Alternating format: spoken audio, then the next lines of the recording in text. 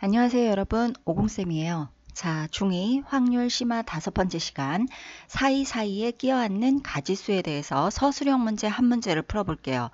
이 문제를 한 번에 푸는 학생이 없을 만큼 복잡하다고 느끼는 문제이지만 패턴에 따라서 매뉴얼대로 문제를 최대한 쉽게 풀 수 있는 방법으로 한번 만들어 봤어요. 41번 기존 회원 5명과 신입 회원 2명으로 이루어진 산악동호회에서 신입 회원 환영회로 등산을 가기로 하였다. 이들이 고른 산은 등산로가 좁아 모든 등산객이 한 줄로 서서 올라가야 한다. 맨 앞과 맨 뒤에는 기존 회원이 서고 신입 회원의 앞뒤에도 기존 회원이 서도록 하여 등산할 확률을 구하여라. 자, 굳이 염두에 두지 않아도 되는 것들 빼고 기존 회원 5명, 신입 회원 2명이고 한 줄로 서서 올라가야 한다.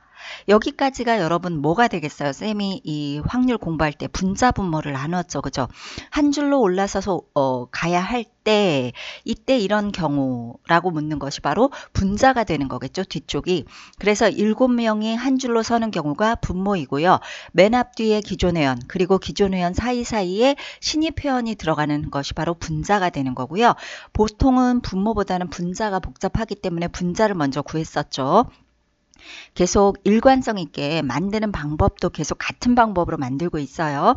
자, 그러면 고정된 회원을 먼저 구했어요. 고정 회원이 바로 맨 앞과 맨 뒤의 기존 회원이에요. 그런데 맨 앞과 맨 뒤의 기존 회원이 A이고 맨 뒤는 B다라고 하면 그건 아예 경우의 수를 구할 필요도 없지만 기존 회원 5명 중에 2명을 뽑아서 세우는 경우이기 때문에 이 경우의 수는 먼저 구해줘야죠.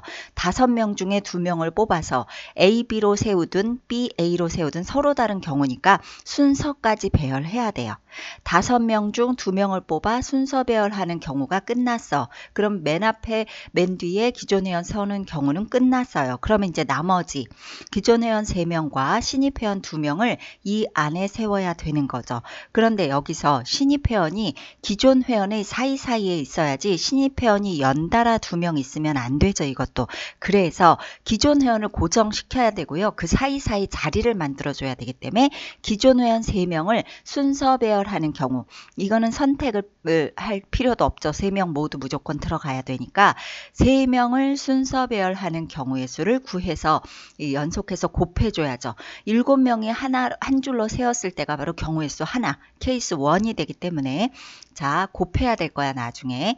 그래서 3명을 순서 배열하는 경우 그리고 나서 마지막으로 이제 신입 회원 2명을 순서 배열해야 하는데 자릿수가 얼마나 있는지를 확인해 보니 4개의 자리가 있어요. 그죠? 앞에 A가 있기 때문에 여기도 세울 수 있고 뒤에 B 기존 회원이 있으니까 여기도 세울 수 있죠. 그래서 자리는 4시고 사람은 2명이면 사람이 더 적기 때문에 사람 입장에서 자리를 고르는 거죠. 이것도 계속 같은 패턴으로 풀고 있어요.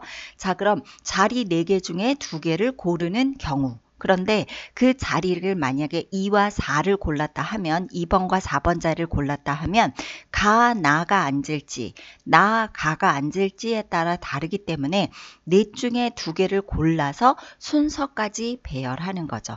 그쵸? 4개의 자리 중에 2개를 뽑아 순서 배열하는 경우 이걸 모두 곱하면 이제 끝이에요. 자, 분자를 여기다 한번 식으로 써볼게. 5명 중에 2명을 뽑아 순서를 배열하는 경우는 5 곱하기 4. 순서를 배열하지 않는다면 나누기 2 하겠죠. 2팩토리얼. 자, 그 다음에 3명의 순서 배열은 3팩토리얼이죠. 3, 2, 1 곱하면 되고요. 4명 중에 2명을 뽑아서 순서까지 배열하려면 4 곱하기 3 이렇게 하면 끝이 나요. 자, 그리고 아까 여기서 7명을 순서 배열하는 경우가 분모였죠. 나누기 7 팩토리얼 765432를 곱하면 되는 거죠. 자, 이제 약분하자 이런 걸 다 곱하는 학생들이 있는데 약분하기 위해서 그냥 이렇게 쓰세요. 쓰고 나서 321 321 지우고 5454만 지워도 간단해지잖아요. 그래서 7 곱하기 6분의 4 곱하기 3 마지막 약분을 하고 나면 7분의 2라는 답이 나와요. 이거는 꼭 정리해야겠죠. 자, 보세요. 고정된 자리를 꼭 먼저 경우의 수를 구한다. 그리고 나서 남은 사람을 순서 배열하고 나면 사이에 끼어 앉을 자리의 개수를 몇 개인지 구하고 그것과 그 자리에 앉을 사람 수를 구해서 어느 쪽 숫자가 더 적은지 적은 쪽 입장에서 많은 쪽을 선택해서 구하는 경우를 구한다라는 거고요. 이 세 가지를 한꺼번에 곱한다. 그래야 하나의 케이스가 완성이 되는 거죠.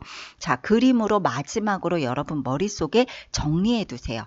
먼저 고정 자리를 구해서 경우의 수 구하고 곱하기 남은 자리에 있는 사람의 순서를 배열한 후, 자, 그리고 나서 사이사이 끼어 앉을 자리가 몇 개인지, 그리고 그 자리에 들어갈 사람 수는 몇 명인지를 구해서 적은 쪽에서 많은 쪽을 구하는 경우의 수를 구한다. 그리고 모두 곱한다. 이게 끝이에요. 자, 여러분, 요거를 두세 번 정도 반복해서 공부한 다음에 여러분 보지 않고서 스스로 문제를 풀어보고 비슷한 유형의 문제를 꼭 찾아서 여러분이 풀어보신다면 아주 어려운 심화 문제도 풀 수 있을 거라고 믿습니다. 자, 쌤은 여기까지고요. 또 다음 시간에 봐요.